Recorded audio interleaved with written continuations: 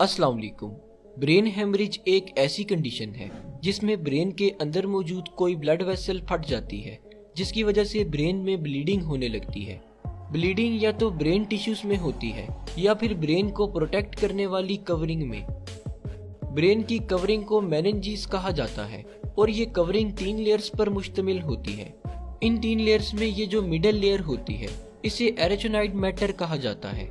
ये layer highly vascular होती है, यानी इस लेयर में बहुत ज्यादा मिकदार में ब्लड वेसल्स ट्रैवल कर रही होती हैं, जिसकी वजह से बाज़ औक़ात इस लेयर में मौजूद ब्लड वेसल्स फट जाती हैं, जिसकी वजह से ब्लड लीक होकर इस लेयर में इकट्ठा होना शुरू हो जाता है। ब्लीडिंग ब्रेन टिश्यूज में हो या एरेचोनाइड मैटर में, दोनों किस्म की ही ब्लीडिंग्स ब्रेन को नुकसान पहुंचाती हैं। अगर ब्लीडिंग ब्रेन टिश्यूज में हो जाए तो इस केस में ब्रेन के सेल्स ऑक्सीजन न मिलने की वजह से मरना शुरू हो जाते हैं, और अगर ब्लीडिंग ब्रेन की कवरिंग में हो तो इस केस में ब्रेन की कवरिंग ब्लड भर जाने की वजह से स्वेल होने लगती है, जिसकी वजह से अंदर मौजूद ब्रेन के सेल्स पर दबाव पड़ता है और इस दबाव की वजह से इस रीजन के ब्रेन सेल्स मरने लगती हैं।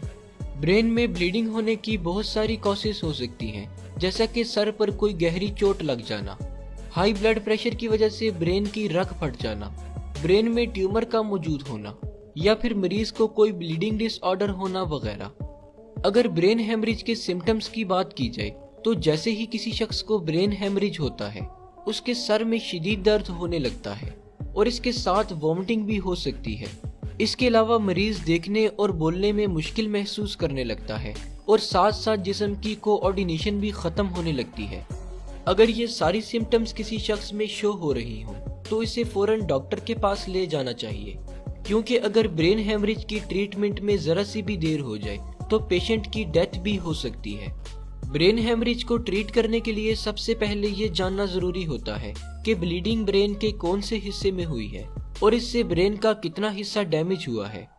ये सब चेक करने के लिए डॉक्टर सीटी स्कैन या MRI करते हैं, और जब डॉक्टर्स देख लेते हैं कि ब्लीडिंग किस हिस्से में है और कितनी है तो इसके बाद ट्रीटमेंट शुरू कर दी जाती है।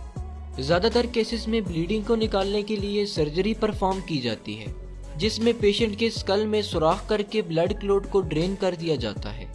ट्रीटमेंट के बाद अगर मरीज में कोई फिजिकल एबनॉर्मेलिटीज रह जाएं, जैसा कि चलने फिरने और बोलने में मुश्किल हो, तो इसे दूर करने के लिए फिजिकल और स्पीच थेरापी की जाती है, जिससे जल्द ही मरीज सेहतयाब होकर अपनी रोजमर्रा की एक्टिविटीज ठीक से परफॉर्म करने लगता है।